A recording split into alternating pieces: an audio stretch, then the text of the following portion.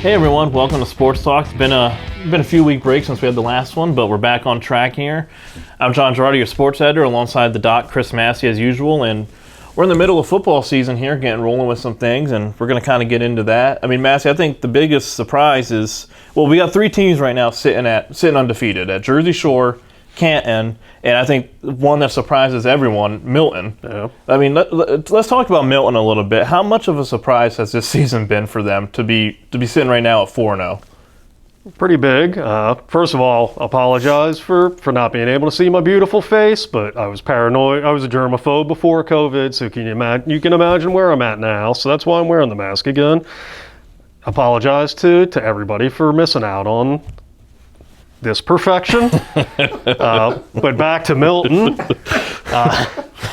It's a big surprise. I thought with some of these early season games that they had a chance to win some of them. I certainly didn't think they'd be 4-0. They haven't been 4-0 in the 2000s, and going back to last year, they've won 5 straight. So it's huge for them to have this confidence when you're trying to change the culture of a program. I think that's part of the battle, is convincing these kids, getting them to believe that they can be successful. And now this kind of start does that for them. But we're going to start finding out a lot about them, because these next 6 weeks, the competition really goes up for them. But for them to be 4-0 is great for that program. And, going in the last week, Central Mountain was one of the undefeated teams in our area too. Those two meet up here this week. Milton's at Central Mountain. I think Central Mountain has a bit of an edge in this game, but I think Milton could keep this one close, and I think this could be a decent game. And I think, win or lose, I think this will be a good test for Milton to kind of see where they're at and be able to kind of move forward to see what they have to do different. It's definitely a good barometer game for them, like you said, for them to gauge where they're at right now. And I agree. I think Central Mountain's the favorite. They're battling a lot of injuries right now. They played without 4 two-way starters against Williamsport. But had it not been for a weird penalty at the end of the game, they probably would have won that and still been undefeated. So it's pretty cool that Central Mountain before last year had been down for a long time. Milton's been down for a long time. So this is a game that 2 years ago it would have been an afterthought. And now it's a matchup of teams that are 7-1. But I agree. I think Central Mountain's the favorite. Milton hasn't had to throw the ball yet. They've just been running the ball at will. So if Central Mountain slows down the run, which I think they'll at least neutralize it, and forces Milton to throw, I think that'll be interesting to see how Milton handles that. I'm looking. I think one thing for Milton is, I think, how they kind of handle Brett Gerlach and try to focus on him. I think will be a good game plan. Yeah, everything runs through him. He's a great athlete at quarterback. He's in the top 10 area in passing and rushing, and just a great athlete. He just makes a lot of plays happen. He's able to keep plays alive. When he's passing it, he's a great runner. Something they didn't utilize last year for some reason at Central Mountain. He actually had minus yards rushing for the season, and now he's got close to 400. So he's got nice pieces around him, but he's definitely the engine that powers that offense. Yeah, he's been, like you said, I mean, he's just kind of been their key, I think, to their start this year and how well they've been playing. Absolutely, and he outgained Williamsport by himself on Friday, and yet I thought Williamsport did a pretty good job neutralizing him. So I think that speaks to how valuable and how dangerous he is, that even when he's kind of quote-unquote contained, he's still putting up decent numbers. Shifting here, we got Williamsport playing at Berwick this week. Williamsport, last week they beat Central Mountain on that.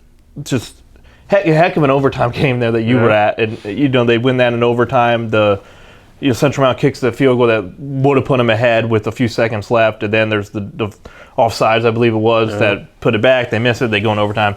But Williamsport at Berwick, I feel like no matter what year it is when those two meet, that's usually a really good game.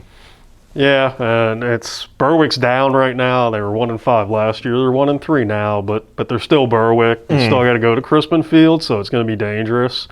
And Williamsport, like Central Mountain, Williamsport's just snake-bitten with injuries right now. It's been that way the last few years. They lost Avery Campbell. They're dominant defensive end for the year. Jameer Harden was maybe the best receiver in District 4. The first 3 weeks, he got hurt on the first series against Central Mountain. He's probably out for, I would think, a couple of weeks. Dade Splain, one of the best two-way linemen's out. So it's a matter of the next man stepping up, and they did that against Central Mountain. They had a lot of sophomores and juniors come up big, and they're going to keep needing that against Berwick because the Bulldogs are struggling offensively, but they can still play defense. And like I said, they're still Berwick. So yeah. And when with Williamsport being banged up, they can't take anything for granted. So I think that's a game to watch. You mentioned last week how they were without they were without some kids for different reasons and injuries, and you mentioned Jameer Harden. How much does him being hurt and not necessarily being able to play this week, or even depending on how long he's out, how much does that kind of change that offense's dynamic? Do you think? A lot. I was really looking forward to watching him play against Central Mountain. The first pass he caught was a simple pass into the flat, looked like it was going to be a 0-yard gain, and he was juking and jiving and stiff-arming people, and he turned it into a 20-yard gain. Unfortunately, that was the play he got hurt on. I think he got tripped up from behind, and the word was a high ankle sprain. But he's got that explosiveness, and he stretches a defense. He's a guy that no matter he's one of those home run hitters. Whenever the ball's in his hands, something great can happen. And not having him out there, we saw it in the Central Mountain game. Their offense struggled without him. He's kind of a game breaker. They're able to adapt, but he's the kind of kid that you just can't replace. It's going to take a collective effort of different people stepping into roles. And Yazir Slaughter did that well. He caught a 55-yard touchdown.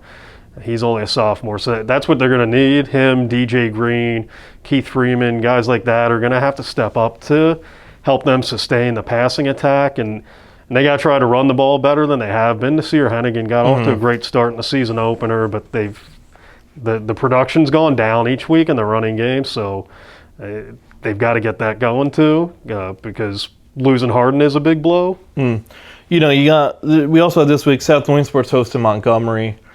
I feel like this is kind of a big game for both teams in terms of needing a win here.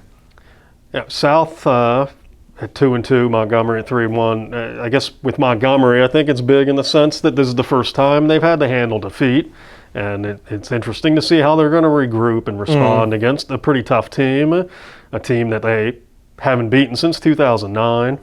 From South's standpoint, they're fighting for playoff positioning. I think they thought they'd be better than 2-2 right now. Yeah. The two losses they had, it's kind of, even in their win against Athens, they won 7-0, but you look at the stats and it looks like they won 49-0 because they absolutely obliterated Athens in every stat category. But their problem in that game was the problem in their losses. They haven't been able to finish drives. They get inside the red zone, and for whatever reason, they've been bogging down. If they fix that problem, I think they're really going to take off. And having that win under their belt against Athens to get that bad taste out of their mouth is big for them. So I think they're trying to get some momentum here and make a playoff push and try to build on the success they had last year when they got to a district final. That when I looked at it last week, when you see 7-0, and then you see, like you said, the stats, it's hard to believe they only put up 7. But like you said, they not being able to finish those drives, and you have to think with Chris Eisworth, that has to be kind of a focus point this whole week in practices, is that we got to be able to punch those drives in and score and put up points. Because that's the only thing missing right now. And that was Wellsboro. They got stopped at the 1-yard line, and they had I think 2 other drives end in the red zone, and they lost 17-7. You punch those in, you probably win that game. And Canton, the next week, they had a couple of promising drives end inside the 20, inside the 10, and they lost 21-7. And you can talk about the point swing and say, well, they would have had 7 or 14 more points, but I think it goes beyond that. I think it's demoralizing from your standpoint when you do all that work and you have a drive and you don't score and it fires the other team. Those are game changers. It changes the complexion of the game, and I think that's really the only thing that South is missing right now. They've been 1 or 2 finish drives away from possibly being 4-0 right now. But the good news for them is that they have a win under their belt and they've got a lot of time to still make this a really good year. Shifting here to the game in the week, Matthewsburg, you're going to be Friday night. Loyalsock and Montoursville, Battle of the Bridge. How much do you look forward to seeing those two play when they meet up for these games? Yeah, I love it. It's definitely the best rivalry around. Not just because of you got great rivalries whenever you have these neighborhood battles, and But the fact that they're both so good, and they're title contenders every year, and often they, 2 straight years they met in the district playoffs, and 2 years ago it was in the district final. And the tradition that both programs have, you put that all together, and it just doesn't get a lot better than that. And so often the games are really exciting. So yeah, it's one that I've always got circled on the calendar. You have to think that for Montoursville, part of their game plan has to be to try to neutralize Davion Hill in the backfield, because I feel like whenever he gets any sort of space, even if he doesn't have space, whenever he gets the ball, he's a threat to do something with it. Yeah, he's in our area. This is I don't want to say all the district, because there's a lot of Gavin Garcia from Southern and some other good running backs, but in our area, Davion Hill from Loyal Sock Montoursville's Rocco Palizzi. You're probably looking at the 2 best running backs, and Davion, a Division I, he's getting all these Division I offers for basketball. I don't think he really did a lot of football preseason stuff, and he still goes out there and he dominates. It just tells you what a freak athlete he is, and he can run you over, he can run by you. He's got some spin. He's got joystick moves. He's got the whole package. So yeah, I mean he's one of those players that you can handle your assignment right. You can have him dead to rights. You can stick him, and he still finds a way to make it a big play. So Loyal Sock has a lot of weapons, but I would agree. I think you at least want to try to make them one-dimensional and try to neutralize Davion Hill, which is easier said than done at this point. Exactly. Going to Montoursville, though, offensively for them, I mean, like you mentioned, Rocco Palizzi is just a great player, but they also have Delana who can air it out, and they have these. I feel like their offense, I feel like is. I think they have just as much of a good solid offense at this. I think that's going to be a really good battle between the two this week in terms of their offenses kind of trying to outdo one another. Yeah, and Loyal Sock or Montoursville too can spread it around. The problem last week against Mount Carmel was the offense. They had 7 points, but they rarely had the ball because Mount Carmel was just running at will on them. But teams are gearing to stop Palizzi, but Montoursville's made that backfire at times. James Bitkowski's a nice weapon out of the backfield. He had a big game against Lewisburg. Isaiah Fenner, Marco Palizzi are dangerous receivers. So I think Montoursville knows what's coming. They know teams are going to try to stack the box and stop Marco. But in the first 3 weeks especially, they've been able to get other guys involved and take some pressure off of Palizzi. So that's big for them. And there's going to be a lot of good athletes, a lot of playmakers on the field, and ultimately it's probably going to come down to the people that get overlooked a lot, the linemen, and what happens in the trenches there, because that's where I think Montoursville's had the advantage. They've got a 5-game winning streak right now, and that's been the main reason why, because they've been winning the battles up front. Not to put you on the spot, Massey, but if you had to pick a winner right now between those two for Sock Montoursville, who are you going with? I would go Loyal Sock. I think they have the momentum right now. This is the first time, during this streak that I think Loyal Sock's been the favorite. I think Montoursville's been the favorite these last 5 times. But Montoursville's, what I talked about up front, the line, they're struggling up front right now on both sides of the ball, and it's not particularly surprising. They lost just about everybody from their starters on both sides of the line last year. But I think with the momentum Loyal Sock has right now, playing Southern tough, beating Danville, I like the way they're trending right now. But in the past, Montoursville has shown that when they're down, they handle adversity really well in that program. So I'm picking Loyal Sock, but I won't be surprised at all if Montoursville makes a statement and comes out and wins. Real quick here, hitting on Jersey Shore. Also one of our undefeated teams in the area. You got to see them play that overtime thriller 2 weeks ago against Montoursville. Awesome. Just an awesome game. Was awesome.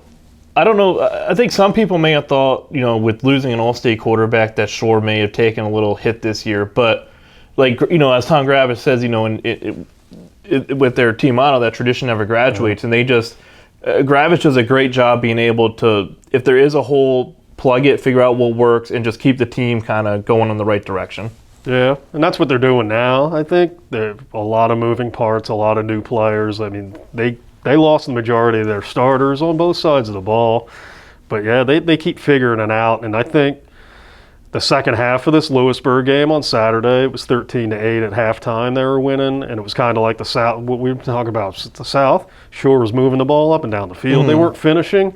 The second half, they finished everything, and I thought that second half was kind of a glimpse of, I think, where this team is going. Everything came together on both sides of the ball. They really gelled. I think they really found an identity. So I think as the year goes on, this is a team that's going to get better and better each week, I think. Time will tell how far they can go and whether they can duplicate what they did last year, but I really like the direction they're going. And it's like, they ran 97 plays against Lewisburg, which is insane. Yeah. To see a team move the ball as fast as they do, it takes them getting used to. Their huddle is just ridiculous. It's unbelievable. I've never seen a team at any level of football running as fast as they do. They're literally waiting on the referee to spot the ball. And it takes them getting used to, as keeping stats and writing notes, but it's fun to watch because it's just play after play, and I love offense, so watching them's been a joy for the last few years. And once I learned how to keep up with them. Well, that'll do it for us for sports talk this week. Any closing thoughts for the football here going into this week? We're almost at the halfway point, which is hard to believe. That's unbelievable, especially now that they play earlier. They played during that Little League there that Friday off, and you're halfway through, and it's not even the end of September yet. Yeah, it's just it's crazy how fast it goes this year. Yeah, it is, and I'd say we didn't talk about that. I think Muncie's coming on strong. Keep an eye on them. Canton's 4-0 right now. They're looking pretty dominant, so there's some good football being played in the area. It's pretty exciting, and I think there's more parity in the past. So it's I think Canton. I think their defense gets a little. I don't want to say overshadowed, but a little overshadowed. I feel with how well they play. Yeah, they've been dominant. Their starters have only given up one touchdown all season, and they were up 55-0 in the second quarter against Wyalusing, and they're just trouncing teams right now. And from a yardage standpoint, only Jersey Shore's got a better defense this year. They're allowing like 150 per game. So yeah, they've been dominant in just about every facet, and you can't count out Montgomery, but I think it looks like Canton and Muncie could be on a collision course again to meet in the district final for a fourth straight year. That'd be a good one, I think, if they meet up again. Yeah, I think all three of them have been awesome games. It just happens that Muncie's made one more play in each of them to win close games, but it's turned into quite a rivalry. Yeah.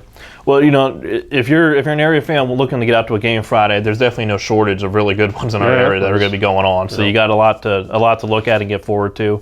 That'll do it then for this week's Sports Talk. We'll see you next week. My beautiful face.